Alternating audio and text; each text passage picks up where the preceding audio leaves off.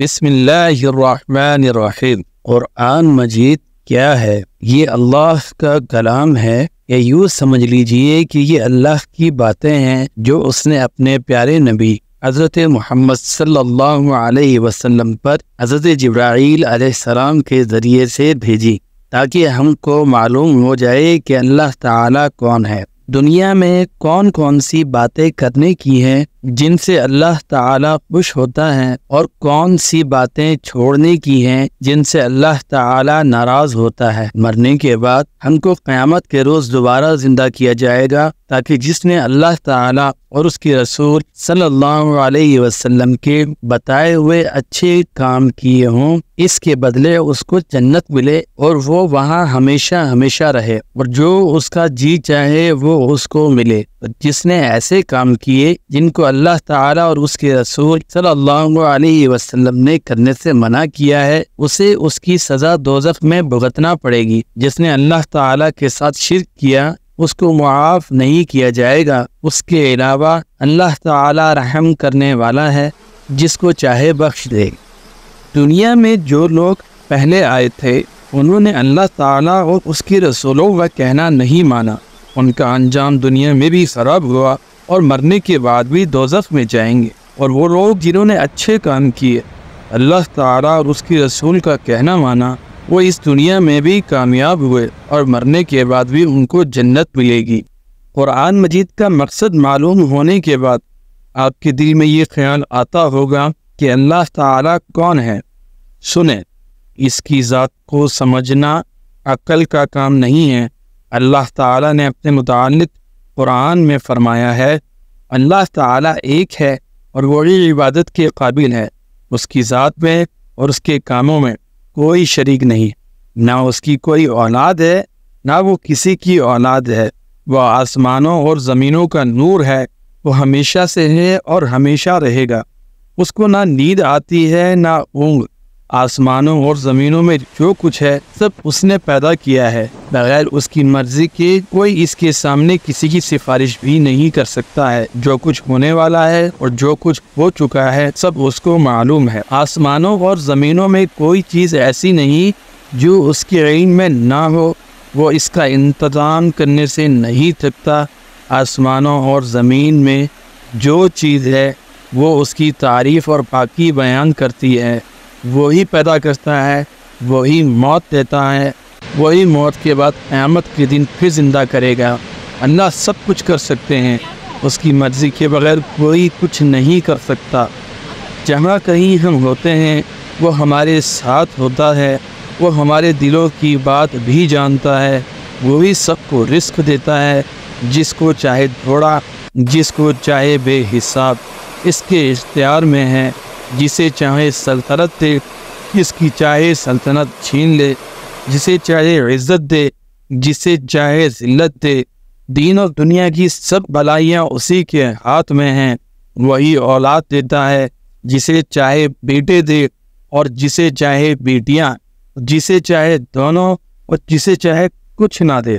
وہ کسی کو بھلائی دینا چاہے تو کوئی اس کو بدل نہیں سکتا، اور جو تکلیف کا مستحق ہوتا ہے اسے بدلنے والا بھی کوئی نہیں۔ اس نے آسمان، سورج، چاند، تارے، زمین اور ان کے درمیان جو کچھ ہے سب کو ہماری یعنی حضرت انسان کی خدمت پر لگا دیا ہے۔ اس نے ہماری اچھی اچھی صورتیں بنا دی۔ اس نے ہم کو اس لیے پیدا کیا کہ اس کی عبادت اور فرما برداری کریں۔ اس نے حضرت محمد صلی اللہ علیہ وسلم کو اپنا آخری نبی بنا کر بھیجا، اور حضرت محمد صلی اللہ علیہ وسلم پر اپنا آخری کلام قرآن مجید نازل فرمایا کہ میں اس کی حفاظت کروں گا۔ ہم کو بتایا کہ ہم خود بھی قرآن مجید پڑھتے رہیں اور دوسرے لوگوں کو بھی سمجھاتے رہیں۔ یہ اللہ تعالیٰ کی بہت بڑی مخلوق ہے اور بہت طاقتور بھی ہے۔ ان کی شکل و صورت کیسی ہے یہ اللہ ہی بہتر جانتے ہیں۔ فرشتے اتنے زیادہ ہیں کہ ہم ان کی گنتی بھی نہیں کر سکتے۔ یہ فرشتے کچھ کھاتے پیتے بھی نہیں کہ اللہ تعالیٰ نے ان کو ایسا ہی بنایا ہے۔ یہ صرف اللہ تعالیٰ کی عبادت ہی کرتے رہتے ہیں۔ لاکھوں فرشتے اسی طرح عبادت کرتے رہتے ہیں جس طرح ہم نماز میں کھڑے رہتے ہیں، اور قیامت تک اسی طرح کھڑے کھڑے اللہ تعالیٰ کی تعریف بیان کرتے رہیں گے، اسی طرح رکوع اور سجدے میں لاکھوں تعریفیں کرتے رہتے ہیں۔ اللہ تعالیٰ فرشتوں کے ذریعے دنیا کے مختلف کام لیتے رہتے ہیں۔ ان کے سب سے بڑے اور مشہور فرشتے حضرت جبرائیل علیہ السلام ہیں، جو ہمارے نبی حضرت محمد صلی اللہ علیہ وسلم کے پاس وحی یعنی اللہ کا پیغام لے کر آیا کرتے تھے۔ جب اللہ تعالیٰ کا بندہ اکیلا یا جمع ہو کر اللہ کی عبادت کرتے ہیں تو اللہ کے فرشتے بھی ان کے گرد جمع ہو جایا کرتے ہیں اور ان کی مغفرت کے لیے اللہ تعالیٰ سے دعا کرتے ہیں۔ اللہ تعالیٰ کی بنائی ہوئی مخلوق میں جن بھی ہیں جو ہم کو دکھائی نہیں دیتے، مگر جن ہم کو دیکھ سکتے ہیں۔ یہ بہت طاقتور ہوتے ہیں اور چاہے تھوڑی سی دیر میں جا سکتے ہیں۔ اللہ تعالیٰ نے انسانوں کو مٹی سے اور جنوں کو آگ سے پیدا کیا ہے۔ یہ جنگلوں اور پہاڑوں میں رہتے ہیں۔ جنوں میں سب سے بڑا جن شیطان ہے، اس کا نام ابلیس ہے۔ یہ پہلے آسمانوں میں رہتا تھا اور اللہ تعالیٰ کی بہت عبادت کرتا تھا۔ اللہ تعالیٰ نے جب حضرت آدم علیہ السلام یعنی انسانوں کے سب سے بڑے باپ کو بنایا تو فرشتوں اور ابلیس کو کہا کہ ان کو سجدہ کرو۔ سب فرشتوں نے اللہ کا حکم مانا اور انسان کو سجدہ کیا، لیکن شیطان نے سجدہ نہ کیا۔ اللہ تعالیٰ نے فرمایا کہ جب میں نے تجھ کو حکم دیا تو کس وجہ سے تم نے سجدہ نہ کیا؟ شیطان نے کہا کہ میں اس سے اچھا ہوں، مجھ کو آپ نے آگ سے بنایا ہے اور اسے مٹی سے بنایا ہے۔